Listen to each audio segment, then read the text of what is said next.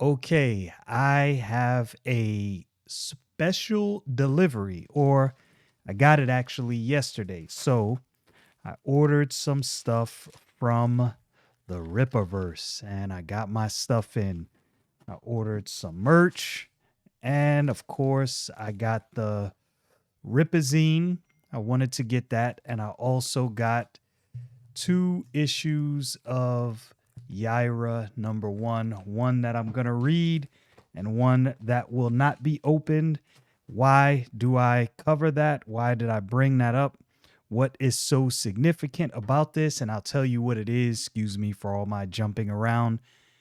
I heard some rumblings. I want to say earlier this year, there was some turmoil, some controversy where Eric July was talking about independent comic creators, delivery schedules. I'm not going to get into all of that, but I will say it seems like Rippaverse is a customer focused comic book company and they try to get their products out as fast as possible with the best quality possible. Does it mean it's perfect? Absolutely not. Doesn't mean it's perfect. But yo, I got to admit, the man delivers. He sets a delivery timeline. You pre-order your stuff, you get your stuff in a timely manner. I appreciate that. Now I can't wait to jump into the Ripazine and also to jump into Yaira number one. I'm gonna wait, let it soak in, give myself some time. I don't want to rush.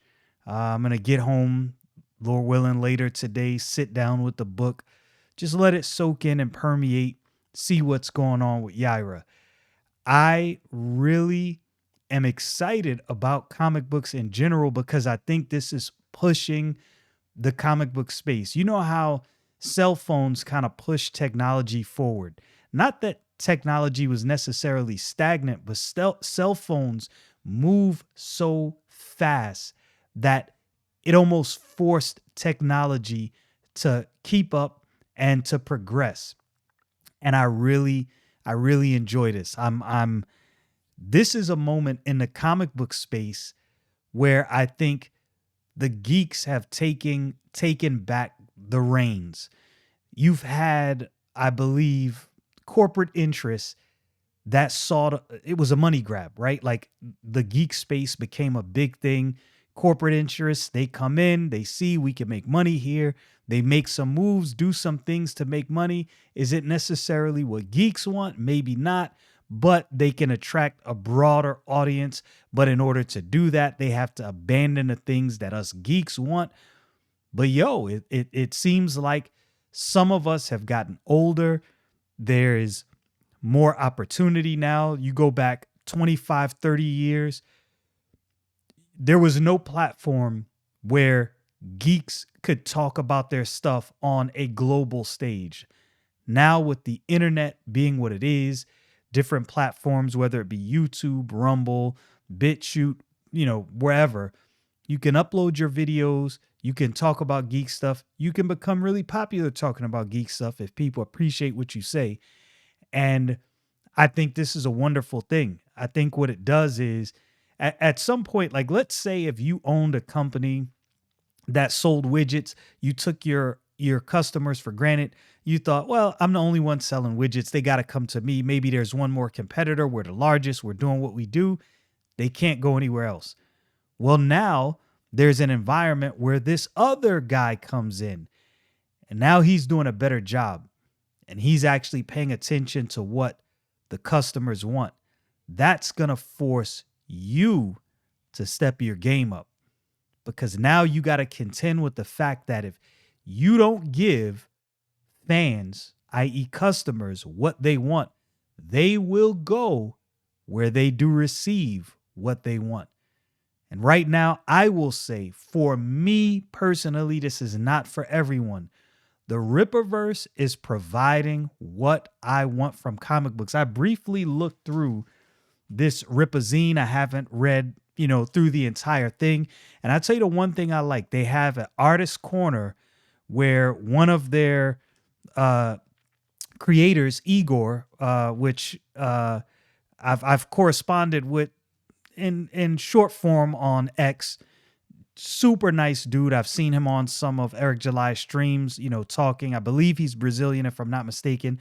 But he goes through a drawing tutorial, drawing and coloring tutorial in the beginning of the book. They're talking about some of the characters. There's a brief synopsis of the books that have been released so far. I don't know if that will be done in every Ripazine, but this is a good thing.